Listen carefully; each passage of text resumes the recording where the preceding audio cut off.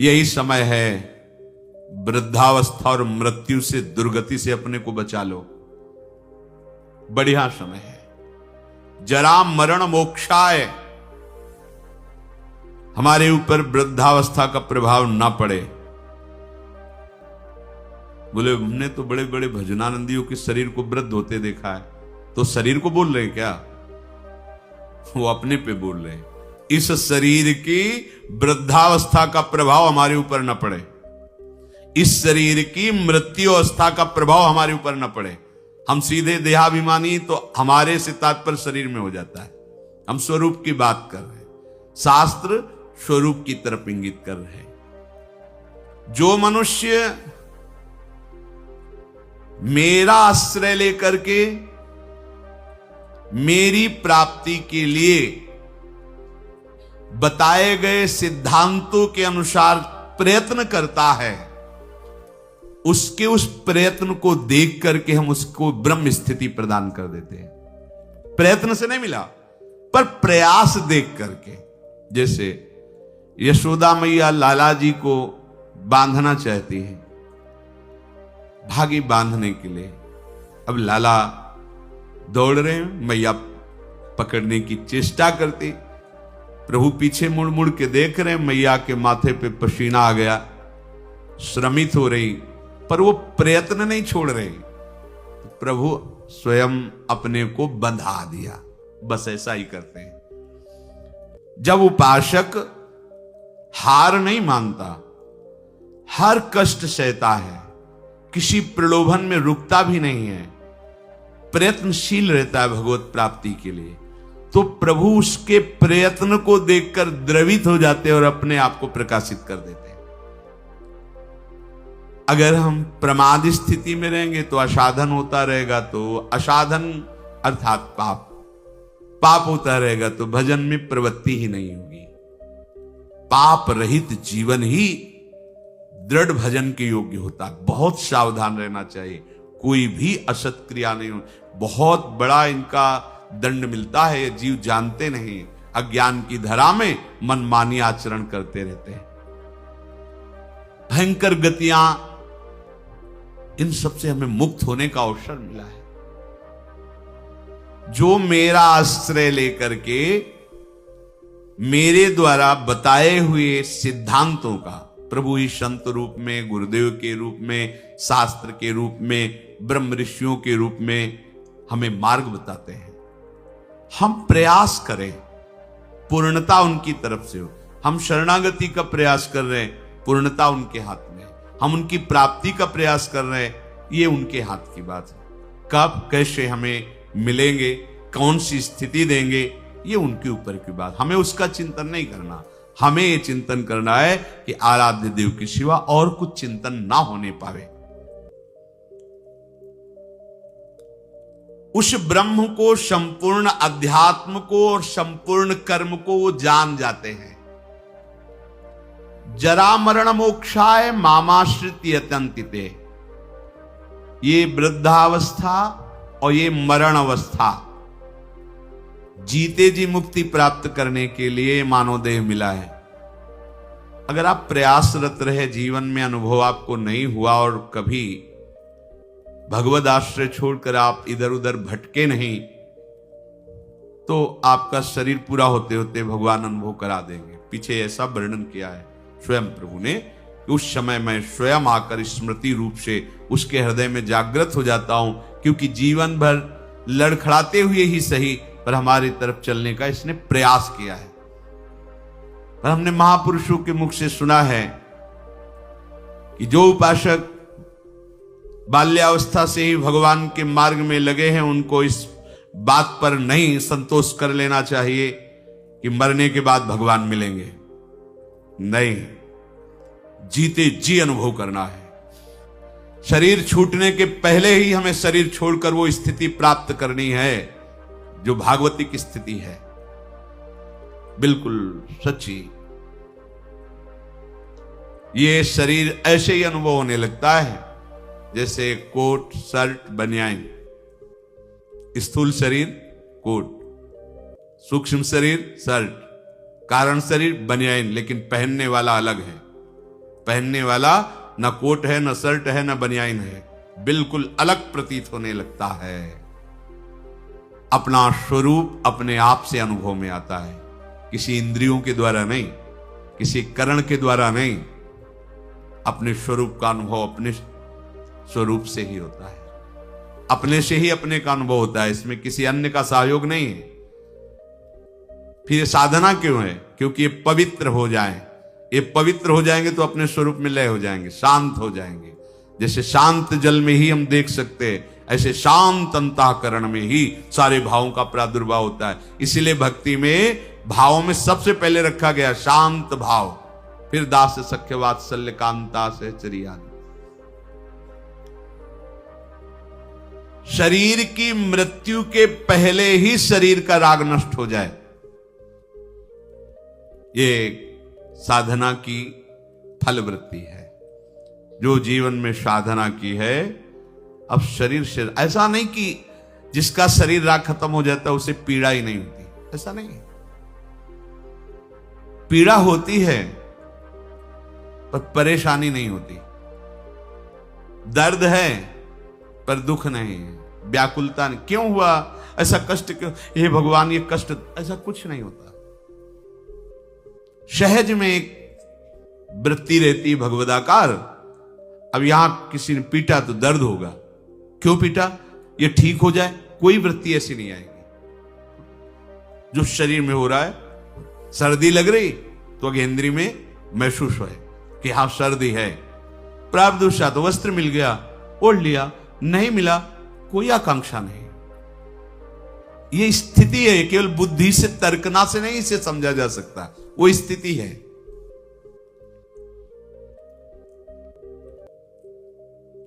तात्पर्य यह हुआ कि इस मनुष्य शरीर से वृद्धावस्था आने के पहले और मृत्यु अवस्था आने के पहले भगवत प्राप्ति कर लो।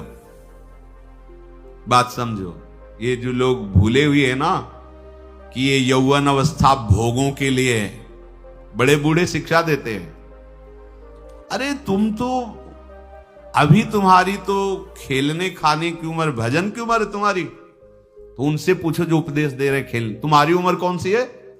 तुम करते हो भजन, तुम भगवत चिंतन में रखते हो, पर वो वहां उत्तर देने की सामर्थ्य नहीं, इसलिए वो बोल नहीं पाते। नहीं, बड़े बुजुर्ग जैसे समझाते हैं तुम्हारी भजन करने की उम्र थोड़ी है, तो हे पूज्यवर आपकी उम्र कौन सी है और अब आप क्या कर रहे हैं? भजन कोई खेल खिलौना नहीं है। जब तक आपने पूर्वाभ्यास नहीं किया तो आपका भजन जीवन में आगे नहीं होने वाला। ये भूल जाओ कि लड़का बच्चा परिवार और इनके सब ब्याह बर और सब होने के बाद बुढ़ापे में आराम से जाकर वृंदावन में फ्लैट लेंगे और खूब भजन करेंगे। भूल जाओ, फ्लैट ले सकते हो, आओगे लेकिन यहां प्रपंच ही करोगे, भजन नहीं कर पाओगे। सत्संग में बैठोगे सो जाओगे, शब्द समझ में नहीं आएगा क्योंकि अभ्यास ही नहीं किया है। चार बूढ़े बैठ करके अपनी बहू और लड़का बच्चा की बातें करोगे, प्रिया प्रीतम की बातें कभी नहीं कर पाओगे। देख लेना, जीवन में देख लेना, यदि जीवन में तुमने भजन का अभ्यास नहीं किया तो वृद्धावस्था में भजन नहीं होगा।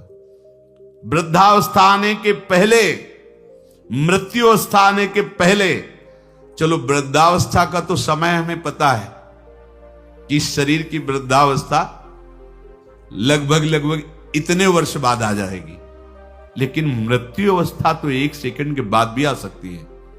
इसलिए हमारा ये जो वर्तमान समय चल रहा है, ये भगवदाकार वृत्ति से युक्त होना चाहिए। वृद्धावस्था के आने के पहले भगवत प्राप्ति कर ले, ये बात तो समझ में आ जाती है। ये 60, 70, 75, 80 इसी को वृद्धावस्था कहते हैं। आजकल तो 60-70 में राधे श्याम हो जाता है। अब तो जवाने नहीं समझ में आते कि जवान कौन है भाई, कैसे समझ में आएंगे जवान? 15-16 की अवस्था है। आप अभी सुने थे प्रश्न उत्तर में, एक ने कहा हमें बहुत निगेटिव विचार आते हैं, तो भैया ये तो पाप का लक्षण है। आप पाप कर्मों से अपनी वृत्ति को हटाइए, नहीं तो नकारात्मक सोच आपको नष्ट कर देगी। क्या करते हो तुम? उनका 5 बार हस्तमैथुन नियम से रोज करता हूं। अब आप विचार करो, इस विषय पर ना तो कहीं चर्चा होती है और ना कहीं कहा जाता है। छोटे छोटे बच्चे ऐसी निकृष्ट आदत को प्राप्त हो गए, अब ये जवान होंगे, अब इनमें भगवदानंद की आकांक्षा जागृत होगी, ये कहीं सतमार्ग जान पाएंगे? कदापि नहीं। जीवन ही नष्ट कर दिया। शास्त्रीय सिद्धांत है, गुरुकुलों में इसीलिए बच्चों को रखा जाता था, चाहे राजा के हो चाहे प्रजा के हो। ब्रह्म ऋषियों के शासन में 20-25 वर्ष तक ब्रह्मचारी रहे। वृत्ति निवृत्ति मार्ग पर तो वैरागी बन गए, प्रवृत्ति मार्ग पर तो गृहस्थ में गए। कुछ समय तक गृहस्थ में रहने के बाद स्वतः पूर्वाभ्यास ब्रह्मचर्य का उनका जागृत हो जाता और वो चौथी अवस्था तक भगवत साक्षात्कार कर ही लेते, क्योंकि नींव बड़ी मजबूत थी। अब छोटे छोटे बच्चे स्मार्ट मोबाइल, आचरण, गंदे दृश्य देख देख करके गंदे कर लेना, कैसे उनके अंदर ये बात आएगी कि वृद्धावस्था पहले भगवत प्राप्ति कर लें? जरूरत ही नहीं भगवत प्राप्ति की, उनको आकांक्षा ही नहीं, जानते ही नहीं भगवत प्राप्ति क्या है, क्यों करना चाहिए। वो बस वो चाहते हैं, जो दृश्य देखते हैं वही करना चाहते हैं, जो सुनते हैं, जो बोलते हैं वही चिंतन होता। जीवन एकदम नरक बन जाता है। भगवत प्राप्ति की आकांक्षा उसके हृदय में होती है। ध्यान से सुनना। पर नारी पर पुरुष त्याग कर, सेवन करो शुद्ध गृह धर्म, निज पर धर्म नाश के साधन, करो कभी भी नहीं कुकर्म। यदि आपको इसी जन्म में उत्तम स्थिति को प्राप्त करना है तो चाहे गृहस्थ हो चाहे विरक्त हो, कभी भी ये विरक्त आश्रम वाले को माताओं बहनों की तरफ कुदृष्टि से भी नहीं देखना चाहिए। कुदृष्टि भोग भावना। जननी सम जानहि पर नारी, धन पराय विसते विष भारी, जिन्हि राम तुम प्राण प्यारे, तिनके मन शुभ सदन तुम्हारे। मातृवत पवित्र भाव। आपने को तो श्री जी की सखिया है, जैसे ललिता, विशाखा, चंपक, चित्रा, तुंग विद्या, रंग देवी, इंद्रलेखा और सखी सुदेवी, सकल यूथ हित सेवी। ऐसे ही चराचर की जितनी शरीर में भावना हम पवित्र कर पाएंगे उतने दोष हमारा नष्ट हो जाएगा। ये जितनी स्त्री शरीरधारी, ये सब मेरी प्यारी जी की लाडली सहचरिया है, इनके चरणों में प्रणाम। बस जो चाहे आपन कल्याणा, सुजस सुमत सुगत शुभ नाना, सो परनार लीलार गोसाई, तजौ चौथ के चंद की नाई। विरक्त उपासक को माताओं बहनों से आंख मिलाकर कभी बात नहीं करनी चाहिए। उनके मुख की तरफ, उनके चरणों की तरफ देखो, चाहे बच्ची हो, चाहे यौवन अवस्था, चाहे वृद्धावस्था की हो। विरक्त साधक को कभी एकांत में माताओं बहनों से संभाषण नहीं करना चाहिए। बीच में किसी को डाल और दूसरा साधक हो खड़ा हो जाए, नहीं बाहर निकलो। बाहर अगर बात ही करनी है तो मैदान में करो खड़े होकर के। और क्या बात करनी है? हम भगवत प्राप्ति के मार्ग में चले, हमें क्या बात करनी है? बहुत सावधान रहना चाहिए। गृहस्थ धर्म के उपासक को यदि ब्याह हो गया है तो अपनी पत्नी से वो भी धर्मानुकूल, पशुवत व्यवहार नहीं। और पर स्त्री की तरफ तो दृष्टि ही ना करे भोग वृत्ति की। अगर की तो सारे सुकृत नष्ट हो जाएंगे, चाहे वो स्त्री शरीर चाहे वो पुरुष शरीर हो। इसलिए पर नारी पर पुरुष त्याग कर। पर ये सत्संग जिनके कानों में नहीं पहुंचता है, शास्त्र स्वाध्याय नहीं करते हैं, वो इसे मनोरंजन समझने लगे, इसे धर्म नहीं समझते, वो इसे मनोरंजन समझ। क्या इसमें बिगड़ जाता है? जो शास्त्र हैं उनका स्वाध्याय कभी करते नहीं। अब उनको जो समय मिलता है तो नौटंकी, नाटक, सिनेमा देखते हैं जिनमें यही सब की पुष्टता होती है, इसी की बाहुल्यता होती है, वही दृश्य देखते हैं। ना तो कभी भगवत प्रेमी महात्माओं की चरण रज में बैठ करके सत्संग सुना, ना शास्त्र स्वाध्याय किया, तो मनमानी आचरण बढ़ते रहते। कैसे भगवत प्राप्ति की बात आएगी कि जरा मरण मोक्षाय। अगर गृहस्थ धर्म में है तो शुद्ध कर्म करे, जो उसके शास्त्र अनुकूल वर्णन किए गए, वो भी सत्संग से ही पता चलेगा शुद्ध कर्म क्या है, अशुद्ध कर्म क्या है। जो दूसरे के धर्म का नाश करता है, कुकर्म करता है, वो कभी साधन मार्ग पर कैसे चलने की सोच सकता है? अगर कहीं उनके अंदर थोड़ी श्रद्धा भी बनती है तो भूत प्रेत की पूजा करता करता जो तामस व्यवहार, अंडे मांस शराब उड़ाता चोरी का करता व्यापार, रखता मन में वैर द्वेष मद करता जो हिंसा व्यभिचार, होता घोर प्रेत वो पाता असहनीय यातना अपार। जरा मरण मोक्षाए नहीं, वो प्रेत बनेगा। प्रेत योनि किसको प्राप्त होती है? तो बोले जो भूत प्रेतों की पूजा करते हैं, जो अंडा मांस शराब ये सब खाते पीते हैं, दूसरे के धन को जो चोरी करते हैं, मन में वैर द्वेष अहंकार रख करके जो हिंसा करते हैं और पर स्त्री से जो व्यभिचार करते हैं, वो घोर प्रेत योनि को प्राप्त होता है। इसका प्रमाण धुंधकारी है, पढ़ के भागवत में देख लेना। प्रेत योनि को प्राप्त होता है। ऐसे प्रेत स्वभाव वाले कैसे जरा मरण मोक्षाय के मार्ग का अवलंबन लेंगे? इसलिए तामस वस्तु नशीली, जूठन से रखो परहेज विराग, माता पिता देवता गुरु का, गुरुजन का न करो अपमान, सुख पहुंचाओ सबको संतत, मन में रख श्रद्धा सम्मान। कोई भी नशा भगवत प्राप्ति के मार्ग में चलने वाले उपासक को नहीं करना चाहिए। बैठा लो। आजकल ये भी बहुत सूक्ष्मता से साधन मार्ग वालों को गिराने के लिए प्रवेश कर गया है कि थोड़ी सी भांग खा लो, बस भगवदानंद में डूब जाओगे, या एक दो चिलम फूंक लो, या अमुक अमुक अमुक। हम प्रणाम करते हैं, जो ऐसा करते हैं सिद्ध महापुरुष होंगे, उनको हम प्रणाम करते हैं, पर अपने कच्चे साधकों के लिए या भगवत प्राप्ति के लक्ष्य वालों के लिए हमें कहीं शास्त्र में आज तक नहीं लिखा, कहीं ऐसा नहीं मिला। कुछ लोग उदाहरण देते हैं कि भगवान शंकर भी भांग खाते हैं। भगवान शंकर भांग खाते नहीं, पीते हैं, हलाहल जहर पीते हैं। जगत की रक्षा के लिए समुद्र मंथन में निकला हुआ हलाहल जहर पिया। तुम एक धतूरे का फल खा के दिखाओ तो तुम्हें माने उनकी समानता कर सकते हो? जगत रक्षा के लिए भगवान, और यहां से नीचे उतरने नहीं दिया है। यही है नीलकंठ। तुम एक घूंट पानी आरोक के दिखाओ, एक बूंद पानी चला जाए, खुक खुक करते रहोगे। पूरा हलाहल जहर समुद्र मंथन का यह आरोक लिया है, इसलिए नीलकंठ भगवान उनको कहा गया। कहते भगवान शंकर गांजा पीते, कभी देखा चिलम उड़ाते हुए भगवान शिव को? अरे भाई समझो, उस भगवान है, वो जगत मंगल के लिए सब किए हैं। वो कोई ऐसा नहीं कि थोड़ा भांग खा के कैलाश। भांग का नशा कितनी मिनट रहता है? बहुत 24 घंटे, 12 घंटे 24 घंटे।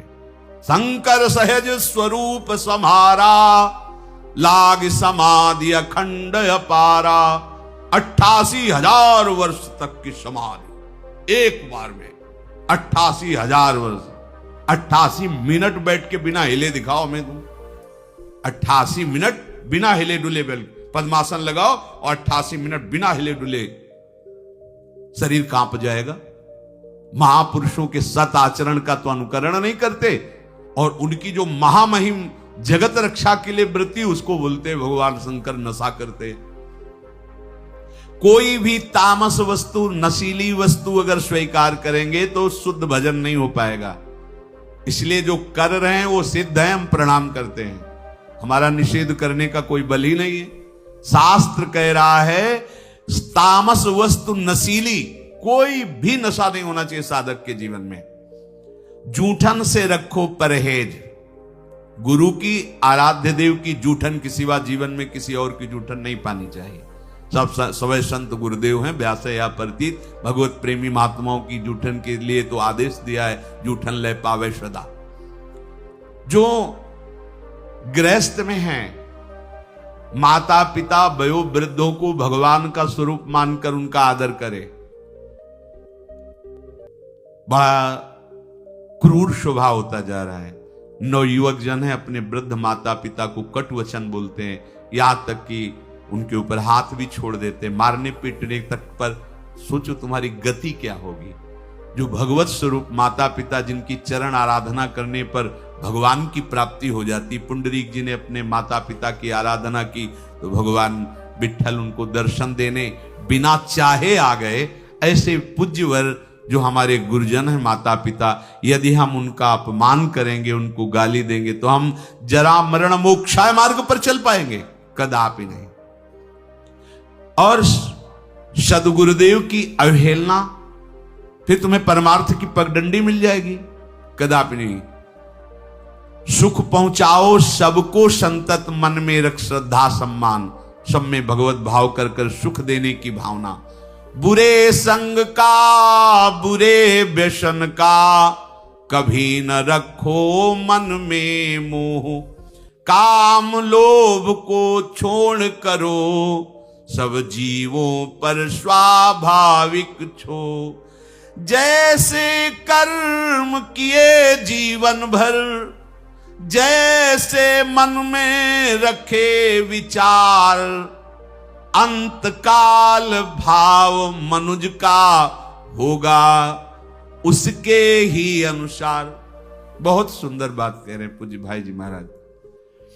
यदि तुम बुरा संग करोगे, बुरा नशा करोगे, बुरे भाव रखोगे, काम लोभ आदि में आसक्त होकर चेष्टा करोगे, भोग वासना करोगे, तो क्या होगा?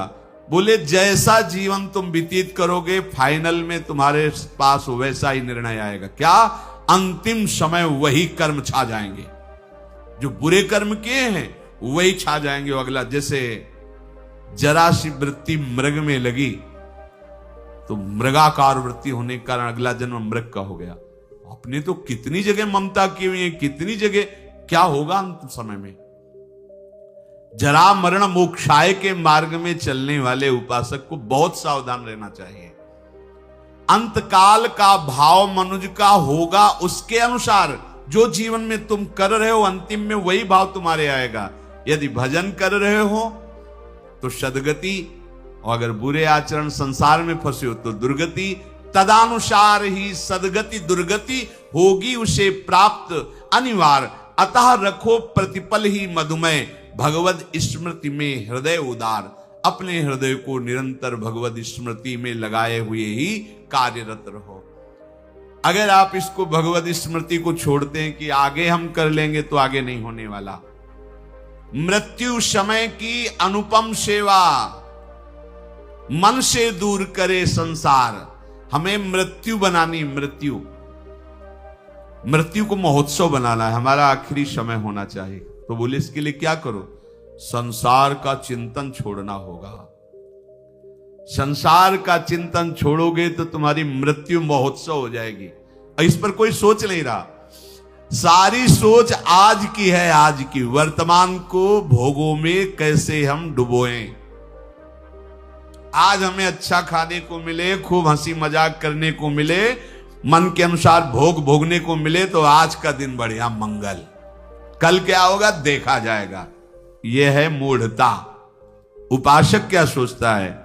मेरा अंतिम समय बढ़िया जाए। क्या? प्राणनाथ प्रीतम के चिंतन में, उनके ध्यान में पावन चरण रज का स्पर्श करते हुए हमारा शरीर छूटे, हम प्रियालाल को प्राप्त हों। भगवान कह रहे हैं जैसे भूत प्रकृति मोक्षम, संपूर्ण पंचभूत और प्रकृति इसके कार्य, अगर इनसे आप अपने को बचा लें तो जरा मरण मोक्षाय की पदवी पर आ जाएंगे। जरा और मृत्यु इन्हीं से होती है। किलसे? पंचभूत रचित शरीर और इनकी प्रकृति, इनकी क्रियाएं। बड़ा सूक्ष्म विषय है। जरा मरण से अभी तुम्हें मुक्ति मिल जाएगी यदि शरीर और शरीर की क्रियाओं से अपनापन हटा दो। बड़ा कठिन है। क्या करें? बहुत सरल है। ऐसे हो जाओ, आत्मसमर्पण कर दो आराध्य देव को। हम शरीर से राग नहीं हटा पा रहे, इतना विवेक प्रबल नहीं हो रहा, क्रियाएं हम भगवतिक नहीं कर पा रहे, इतनी पवित्रता हृदय में नहीं। तो एक सिद्धांत देखो, शास्त्रों में बहुत कृपा करके वर्णन किया गया है। अनेक जन्मों की आदतों से, इस जन्म की आदतों से, संग से, अहंकार से, इंद्रियों से, वृत्तियों से जो कुछ भी हो रहा है वो सब परम पुरुष, आदि पुरुष प्रभु श्री हरि को समर्पित कर दो। आप भगवत प्राप्ति के मार्ग में अग्रसर हो जाए। इससे बढ़िया और बात क्या हो सकती है? ये करो, ये ना करो, ये नहीं। यत करोषि, जो भी कर रहे हो, ये तो सर्वाणि कर्माणि मयि सन्न्यस्य मत्पराहा, मेरे परायण होकर जो भी तुम्हारी क्रियाएं हो रही हो मेरे को अर्पित कर दो। यत करोषि, जो कर रहे हो कुछ तो करो, कोई सिद्धांत तो पकड़ लो। आज से नियम ले लो कि हमारा कोई भी 24 घंटे का समय भगवद अर्पित बिना हुए नहीं हम छोड़ेंगे उसे। अगर शयन में जा रहे हैं तो जागृत का पूरा हिसाब प्रभु के चरणों में दीजिए, और शयन के बाद जब जगिए तो पूरा शयन दीजिए प्रभु को। प्रभु 10 बजे सोए थे और अभी 1 बजे 2 बजे जो जगे, प्रभु ये समय आपके चरणों में समर्पित है। इसमें जो हम नींद में हुए या जो भी नाम जप किया, जो प्रभु आपके चरणों में। अब फिर सुबह जागृत में ये विचार करते रहो, ये क्रियाएं सब प्रभु की प्रसन्नता के लिए हो रही। नाम जप करते रहो, हर क्रिया प्रभु को अभी कुछ ही दिनों में आप देखना आपकी आध्यात्मिक विचार शक्ति बढ़ जाएगी, आपका विवेक पवित्र हो जाएगा। पर ये अभी 1-2 दिन करोगे फिर भूल जाओगे। भूलो नहीं, अगर भूलते रहोगे तो ज्यादा समय नहीं अपने लोगों के लिए पास। ये बहुत डींगे हाँकते हैं हम अभी बड़ा समय। ब्रह्मा जी के देश में, ब्रह्मलोक में ऐसे कमल की पंखुड़ी में ऐसे छेदो तो अपने यहाँ का 1 वर्ष हो जाता है। अगर वो 80 बार ऐसे कर दिए तो हम गए। 80 साल ही होगी वो तो उम्र, 60, 70, 80, 85 कितनी उम्र है। बहुत जल्दी तत्पर हो जाओ। पर सब कोई तत्पर नहीं होगा, सब तत्पर हैं आज जगत सजाने में। अरे हम जगत सजाने के लिए नहीं आए, हम जगदीश को पाने के लिए आए। ये हृदय का चिंतन बदलो, क्योंकि ये जरा मरण स्वरूप में नहीं होते, ये शरीर में होते हैं। अब स्वरूप का परिचय ही नहीं। लोग बहुत जानकार जैसे ज्यादा बातें बनाते तो कहते भैया 3.5 हाथ के शरीर में रहते हुए कई साल हो गए? बोले 40। तो जाना तुम कौन हो भाई? हो कि 100-200 हाथ का है तो खोजने में समय लगेगा। 3.5 हाथ के शरीर में आप हैं, आप अपने को नहीं जानकारी कर पाए तो आप कितने बड़े जानकार हैं? औरों की जानकारी क्या लोगे? आप अपनी जानकारी नहीं कर पाए, 3.5 हाथ के शरीर में हो, कैसे भूल भुलावे में हो? बोले हम तो रोज अपने को देखते, शीशा में देखते, बढ़िया गोरे चिकले गाल और सब। ये तो प्रकृति की रचना का, पंचभूत का एक नमूना है। ये नमूना है, नमूना हमारा थोड़ी स्वरूप है। बस ये पहली सूरज गई तो जरा मरण मोक्षा है, क्योंकि जरावस्था इसी में होती है और मरण अवस्था भी इसी की होती है। प्रकृति के कार्य शरीर के साथ जब तक तदात्म रहेगा तब तक जरा मरण मोक्षाय नहीं हो पाएगा। संबंध विच्छेद करना ही है इस शरीर से। सारी चेष्टा इसी शरीर के सजाने की है और शरीर को मैं मानने की पुष्टता की है। और हम बनते हैं साधक, हम बनते हैं अध्यात्म मार्ग के पथिक। जब कोई उपासक शरीर के साथ तदात्म मैं आज तक नहीं भूल पाए, देखो ना, जब आप तिलक लगाते हैं शरीर के माथे पे लगाते हैं, अपने माथे पे लगाते हैं, वो समय आता है क्या? नहीं, एक एक बाल संभाल करके, क्योंकि मैं हूं, मैं, बस यही अंतराय है। अब ये गूढ़ बात कैसे समझ में आएगी? यहां तो बात समझने के लिए बस इतनी कि वो उपाय बताओ जिससे चेक पर चेक पास होती है, वो उपाय बताओ जिससे खूब भोग भोगने के लिए बल बढ़े और खूब भोग मिले, बस जीने की। जीते किसके लिए हो? इसका उत्तर नहीं। इसका उत्तर नहीं किसके लिए जी रहे हैं? भोगों के लिए जी रहे हैं, भोग भोग रहे हैं, जीने के लिए, बस इतना ही क्रम है मूढ़ता का। शरीर के वृद्धावस्था होने पर जब शरीराभिमानी मैं मानता रहा है, अब वो अपने को मान लेता है कि मैं वृद्ध हो गया हूं, पर वासना बहुत प्रबल हो जाती वृद्धावस्था में। पहले हमको ये भ्रम था कि ये जितने विकार हैं जवानी के हैं, इसके बाद शांत हो जाते होंगे, फिर बाद में अन्य वृद्धजनों से बात करके और शास्त्रों से पता चला कि यदि 40-45 की अवस्था, पूज्य पंडित श्री गया प्रसाद जी की वाणी, 40-45 वर्ष की अवस्था तक आपने अपने विकारों पर विजय प्राप्त नहीं की तो आगे और भयंकर रूप धारण कर लेंगे। और वृद्धावस्था में तो ये ज्वलंत, लोग कहते जवानी में विकार ज्वलंत होते, नहीं नहीं, वृद्धावस्था में होते, क्योंकि अब उसकी दुर्गति करवानी है ना। अंदर विकार भरे होते हैं और शरीर भोग लायक नहीं होता, बस मिटिया मिट, वो मलिन विचार उसके आगे बढ़ने नहीं देते। ये देखो कैसे जरा मरण मोक्षाय हो पाओगे। अभी से सुधार करो, आज से सुधार करो। एक आए थे हितधाम में, वो आप लोग जानते हैं उनको, उन्होंने कहा कि हम विरक्त वेश लेना चाहते हैं। दोनों पति पत्नी सब कार्य निवृत्त हैं और हाँ ठीक है, अच्छा है, चौथापन है, विरक्त भाव होकर वृंदावन बास, और फ्लैट भी खरीद लिया। हमका ठीक है, आप ऐसा कर सकते हैं, अच्छा है, जब जागे तब ही मंगल, आप जो आयु बची वृंदावन वास करते हुए भजन करो। पर हमारे यहाँ पर सिद्धांत है कि रज के पात्र में पाया जाता है और कोशिश करे कि जमीन में ही आसन लगाकर शयन करे। बहुत संसार के तो सब भोग आप भोग ही लिए, और दोनों अलग अलग आसन पर लेटना। वो रुक गए, उनका अलग अलग आसनों पर। हम कहा हाँ, ये विरक्त होने पर तो फिर यही होगा ना, मतलब अलग अलग आसनों पर। तो उन्होंने स्पष्ट कहा कि इनको फिर नींद नहीं आएगी तो हम विरक्ति नहीं ले पाएंगे। और नहीं ली। और वो वृंदावन से, ये आप क्या समझते हो, बुढ़ापा में जीवन में भजन नहीं किया तो बुढ़ापा में आके तुम ऐसे नहीं।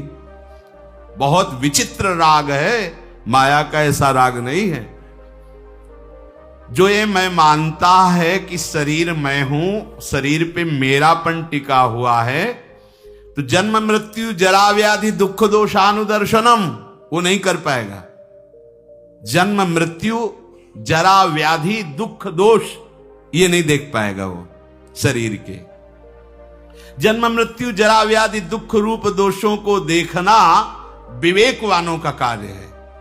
इस शरीर में बिल्कुल ममता नहीं रह जाती जब आप भगवत प्राप्ति का लक्ष्य करोगे। भगवत प्राप्ति का क्या, हमें लगता है अगर विशेष कोई कामना अपना जोर दे दे तो शरीर का प्यार खत्म हो जाता है। कोई कामना विशेष जोर दे दे, अपने स्वरूप में आ जाए कामना, तो फिर उसे कुछ याद नहीं रहता, मरना मंजूर है, लेकिन वो अपने लक्ष्य पर आगे बढ़ जाएगा। फिर भगवत प्राप्ति की कामना हो और शरीर का राग बना रहे, कैसे हो सकता है? इसका मतलब है अभी भगवत प्राप्ति की जलन नहीं हुई हृदय में, भगवत प्राप्ति की लालसा नहीं हुई। ये मैं मेरापन से मुक्त हो गए तो जरा मरण से मुक्त हो गए, क्योंकि शरीर के साथ माना हुआ संबंध बड़ा कठिन है त्यागना। तो इसे क्या करें, कैसे संबंध का त्यागे? हम नया संबंध बनाओ। क्या नया संबंध? अभी तक जितने संबंध बनाए उन सब संबंधों ने तुम्हें बांधा है। भगवान कपिल देव जी कहते हैं कि ये आसक्ति ही जगत के बंधन का कारण हुई, और हे मां, अगर यही आसक्ति भगवत प्रेमी महात्माओं से हो जाए तो मोक्ष का खुला हुआ द्वार है। हमें संबंधों ने ही बांधा है, शरीर संबंध, शरीर संबंधी भोग, शरीर संबंधी रिश्ते नाते। अब हम एक संबंध और प्रकट करते हैं, अपने आत्मस्वरूप गुरुदेव का। मन वचन कर्म से हम आचार्य और गुरुदेव की शरण में होते हैं। अब ये जीवन यंत्रवत वैसे ही चलेगा जैसा आदेश होगा। खत्म खेल। देह भाव कब नष्ट हो गया आपको पता नहीं चलेगा। जिन वैराग्य की सीढ़ियों को लांघना विवेक के द्वारा बहुत कठिन पड़ता, बड़ा लंबा समय जाता, छोटी छोटी अवस्था में कोई ज्ञान नहीं है, उन वैराग्य की सीढ़ियों को आगे लांघते हुए निकल गए गुरु कृपा पात्र जन। हम अगर ये संबंध मान ले, प्रथम ही सेवह गुरु के चरण, जिन या धर्म कहो सब करन, नाम प्रताप बताइयो। आप इस चाल को समझना, ये मन बुद्धि इस बात को स्वीकार नहीं करते हैं। एक गुरु का संबंध केवल एक व्यवहार मात्र कर लेते हैं। गुरु मानने वाले लाखों हैं, लेकिन गुरु की मानने वाले अंगुलियों में गिने जा सकते हैं। अपने मन वचन कर्म से ये ठान लो कि अब मेरा जीवन बिक गया, कोई अस्तित्व नहीं। गुरु ने नाम देकर मंत्र देकर खरीद लिया है, अब वो जैसा चाहेंगे वैसा चलेगा। ये सब ठीक हो जाएगा, सब ठीक हो जाएगा। जितने भी महापुरुष हुए हैं सबने गुरु महिमा का गान किया है। बिना गुरु कृपा के इस मैं और मेरापन से हटना बड़ा कठिन होता है। घूम घूम करके छाया रहता है। देख लो, यहां बैठे हो इसलिए देख सकते हो, देख लो जब से चले हो तब से अब तक मैं और मेरे के ही घेरे को नहीं पार कर पाए हो, देख लो। और जो जितना समर्पित है मैं मेरा का घेरा उतने उसका शिथिल होता चला जाता है। ये आत्मसमर्पण से सब ठीक हो जाएगा। हमारा प्रगट में शासन चाहिए, क्योंकि छवि तुम्हारे घर में विराजमान हो, कभी तुम्हें डांटी क्या? तुम्हारा जैसा मन आवे छवि के सामने करो, कर सकते हो। प्रगट में गुरु के सामने एक भी चेष्टा अगर प्रतिकूल की तो डांट पड़ जाएगी, सभा में तुम्हें गलती माननी पड़ेगी। लेकिन छवि के सामने यद्यपि वो वहीं भी विराजमान है, पर आपकी वृत्ति सुधरने के लिए छवि से काम नहीं चलेगा। प्रगट में चाहिए जो हमें दुलार भी करे और हमें शासन भी करे, और हम यंत्रवत चले, बस भगवत प्राप्ति हो गई। ऐसा ना होता तो भगवान श्री कृष्णचंद्र जो नीचे बैठते और संदीपनी जी ऊपर बैठते हैं। संदीपनी जी कौन है? बोले भगवान के गुरु हैं। क्या पढ़ा रहे हैं? बोले वेद पढ़ा रहे हैं। वेद कौन है? बोले भगवान के श्वासों से निकले हैं।